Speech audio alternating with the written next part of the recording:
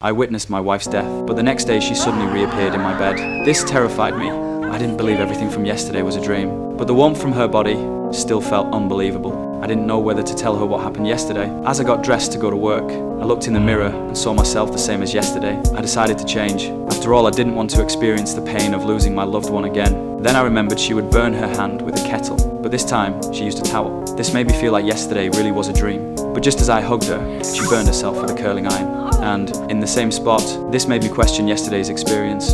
So this time, I chose a new route to work. I hoped to change everything. She still got her clothes wet with cola. I kept telling her that these things had happened in my dreams, but she still thought I was having nightmares. Maybe it was because I had hidden the truth about her death. This time, she accompanied me to the company. I was no longer anxious. However, I still went drinking with my friends. I wanted to use alcohol to clear my mind of the thoughts, but I knew everything they did. Even the ball my friends hit would hit the glass. Left the bar and hailed a taxi on the street, but I found the driver acting strangely. For some reason, I felt the driver was connected to my wife's death, but he wouldn't tell me anything. Tell me, what can I do? There must be something I can do. Just one thing, appreciate her and what you have, just love her. I knew my wife's death was inevitable. I searched everywhere for her, but I couldn't find her anywhere. I was so anxious that everyone looked like her. Finally, I found her in a clothing store. I took her to the train station, let her choose her destination. The scenery before me looked so familiar. That's when I realized how much my wife wanted to understand me. My wife loved me more than I loved her. But a torrential downpour started as soon as we arrived. We found a small hut and huddled together for warmth. The happiness of the journey almost made me forget my sorrows.